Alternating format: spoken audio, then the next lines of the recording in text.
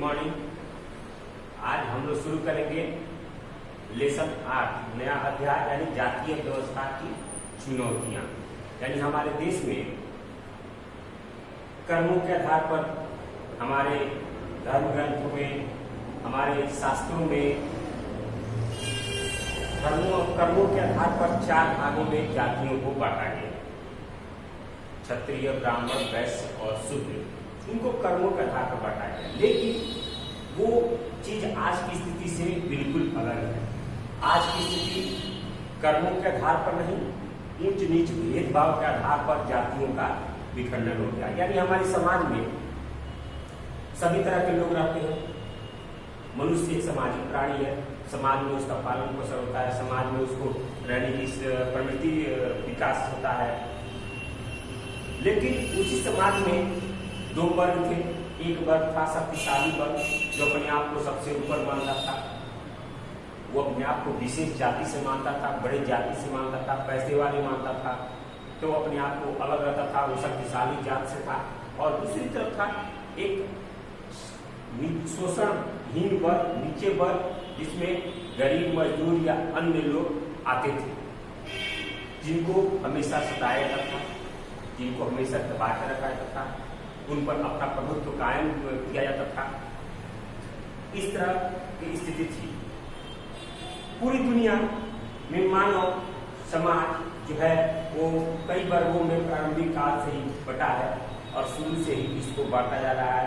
और हर जगह एक शक्तिशाली वर्ग ने एक कमजोर वर्ग पर अपना आधिपत्य जमाया है, अपना प्रभुत्व कायम किया है, अपना प्रभाव जमाया है और उसे शासन किया है। ये स्थिति हमारे प्रारंभिक काल से चली आ रही है। पहले कर्मों के आधार पर जातियों को बांटा गया, लेकिन हमारे जो लोग थे जिनकी सोच ने उसको कई भागों में बांट दिया, कई जातियों में विभक्त कर दिया। उसके बाद उसकी उपजातियां बनी जो अंतरजातीय विवाह हो रहे थे एक जाति से दूसरी जाति में, उसकी प्रथा खत्म कर दी गई।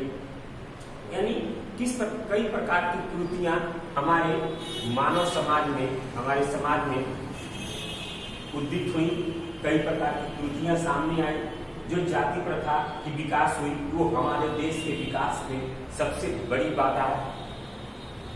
और हमारी राजनीतिक पार्टियां, हमारे जो भी नेता हैं, इस जाति प्रथा को कभी डूबने नहीं देते हैं, कभी खत्म नहीं करने देते हैं। हालांकि आज़ादी के बाद के बहुत सारे ऐसे लोग थे, आज़ादी के पहले के लोग बड़े हमारे चिंतक थे, समाज सुधारक थे। कई समाज सुधारकों का जन्म हुआ जिन्होंने इन कुरीतियों को खत्म करने का भरपूर प्रयास किया, कई जगह सफल भी हुए। लेकिन कुछ ऐसे भी लोग थे जो हमारे नेता थे जो इस कुरीति को दूर नहीं करने देते थे। और ये आज की स्थिति है कि हमारा भारत जाति प्रथा से लिपटा हुआ है, हमारा समाज जाति प्रथा से लिपटा हुआ है, जिससे हमारा विकास रुक गया और विकास हमारा धीमा है। जाति प्रथा में इस तरह की व्यवस्था की गई कि हर वर्ग शिक्षा ले और उस पद पर जाए, उस पद की गरिमा को समझे, उस तरह का विकास हो। हर तरह की समाज सुधारकों ने हमारे व्यवस्था की। लेकिन कहीं ना कहीं कई प्रकार की ऐसी कुरीतियां थी, कहीं ना कई प्रकार की खामी थी जो हमारे समाज को इन कुरीतियों को दूर करने के लिए सामने नहीं आया और दूर नहीं हो सका। ऐसा आप जानते हैं, पहले ब्राह्मण, क्षत्रिय, वैश्य, शूद्र 4 वर्गों में आपको कर्म के आधार पर बांटा गया था। जो जैसा कर्म कर रहा था उसको उस वर्ग में, चारों में से वर्ग में रखा गया था। ये आपको जाति वर्ग नहीं था, ये आपको वर्ण वर्ग था। कई वर्णों में बांटा गया है, तो इसको 4 वर्ण में बांटा गया। ये जाति पर आधारित नहीं था, ये कर्मों के आधार पर 4 वर्णों में बांटे गए थे। यानी जो जैसा कर्म करता है उस कर्म के आधार पर उसको बांट दिया गया था।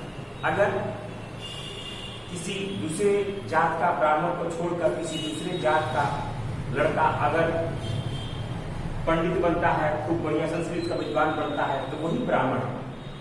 वर्णों में ये कहा गया, जो शास्त्र में, हमारे वेद में, धर्मशास्त्र में जो 4 वर्ण बांटे गए हैं, उसका मतलब ये हुआ।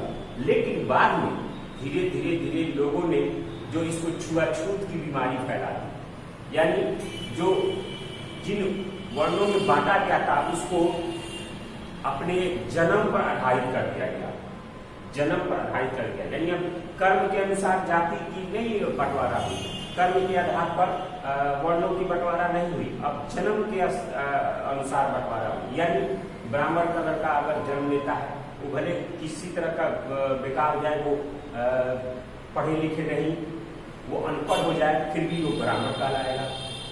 और किसी अन्य जाति का लड़का कितना भी उच्च हो, कितना भी वो शिक्षा हो, कितने भी शिक्षित हो, तो वो वही कहलाएगा, उसी जाति का कहलाएगा। उसका विकास हम दूसरे तरह से नहीं कर सकते हैं, उससे छुआछूत की भावना रहेगी। इस तरह का विकास हमारे समाज को कहीं ना कहीं दुर्भावना में डाल रहा था और डाला है, और हमारे समाज का विकास नहीं हो पाया। उसके बाद खासकर पुराने जो विचार थे उनको परखने, जाति प्रथा और इस पर आदि भेदभाव, शोषण, शिकार, तिरस्कार आदि को खत्म करने के लिए हमारे कई समाज सुधारक आए और उन्होंने अपने कई उपाय किए, आरंभ किए, जिससे इसमें कहीं ना कहीं सुधार हो। 19वीं शताब्दी में देश के अनेक भागों में शिक्षा प्राप्त करने वाले, नगरों में रहने वाले कुछ लोगों ने इस व्यवस्था की कमजोरियों को सामने लाने और इस कमजोरियों को दूर करने के लिए कई उपाय किए। जो शहरों में रहते थे, जो सबसे ज्यादा शिक्षित होते थे, जानते थे कि ये चीज हमारे विकास के लिए बड़ी बाधक है, तो उन्होंने कई ऐसे उपाय किए जिससे जाति प्रथा को समाप्त किया जाए। उसके बाद इस सदी में ऐसे कई आंदोलन भी हुए, इस तरह के आंदोलन भी हो चुके हैं जो जाति प्रथा की आलोचना आरंभ हुई, समाज में विभाजनता और असमानता का कारण भी बनी। जब जाति प्रथा का आरंभ हुआ समाज में, तो हमारे समाज में आंदोलन भी हुए और ये हमारे समाज को विभाजित किया और असमानता का एक कारण बना। यानी समाज में अलग अलग दो वर्ग के लोग हो गए। ये राजपूत है तो ये राज करेगा, ये कुर्सी में बैठेगा, नीचे जो है शूद्र वर्ग वो नीचे बैठेगा, उस कुर्सी पर उसके सामने नहीं बैठ सकता है। इस तरह की तमाम क्रियाएं होने लगी शुरू जाति प्रथा में, जातिगत स्थिति में, जबकि पहले वर्ण की अवस्था पर विचार किया गया था। अगर मैंने बताया आप लोगों को, अगर किसी दूसरे नीच जात का लड़का भी अगर बढ़िया पढ़ के लिख जाता है तो उस कुर्सी बैठेगा। जो हमारे आज की व्यवस्था में है, अगर एक नीच जाति का लड़का IAS बन जाए तो वो भी उसी कुर्सी में बैठेगा, और एक क्षत्रिय का, एक राजपूत का लड़का अगर IAS बन जाए तो वो वही कुर्सी पर बैठेगा। ये हमारी कई तरह की हर चीजें जो इसको कुर्सियों को दूर करने के लिए उपाय किए गए, लेकिन ये कुर्सी हमारे अंदर इतनी न घर कर गई है, हमारे अंदर इतनी न बैठ गई है कि इसको निकालना मुश्किल हो रहा है, और ये हमारे समाज के विकास के लिए बाधक है। बहुत सारे धर्म और समाज सुधारक आंदोलन हुए, बहुत से धर्म और समाज सुधारक लोगों ने जन्म लिया जो इसके लिए बहुत सारे काम किए, धर्म सुधार आंदोलन किए कि कहीं ना कहीं धर्म के आडंबर में हम नहीं फंसे और विकास हमारा एकमात्र लक्ष्य हो, शिक्षा हमारी एकमात्र लक्ष्य हो। इसके कारण कई ऐसी परंपराएं हैं जिसको नष्ट किया गया हमारे समाज सुधारकों द्वारा, परंपराओं को नष्ट किया गया कि कहीं ना कहीं हमारे देश के लोगों, हमारे समाज के लोगों में ये चीज ना आ जाए तो हमारे देश के लोगों का विकास रुक जाएगा। और हुआ भी, इतनी व्यवस्थाओं के बावजूद भी आज भी बड़ा होते जा रहा है, छोटा छोटे होते जा रहा है। कहीं ना कहीं ये जातिगत प्रथाएं हमारे अंदर है। हम जाति के आधार पर वोट देते हैं, जाति के आधार पर सरकार चुनते हैं, जाति के आधार पर रहन सहन रखते हैं। तो ये हमारे लिए एक दुर्भावना है, एक दुर्बलता का कारण है, जो हमारे विकास, हमारे बच्चों के विकास, हमारे परिवार का विकास, हमारे समाज का विकास, हमारे देश के विकास में एक बाधक है। तो इस कुरीति को हमेशा दूर करने के उपाय करने चाहिए और इस कुरीति को दूर करने के उपाय किए जाने चाहिए। ये समाज के लिए बहुत ही आवश्यक है। इस चैप्टर का आप लोगों का यही मूल है।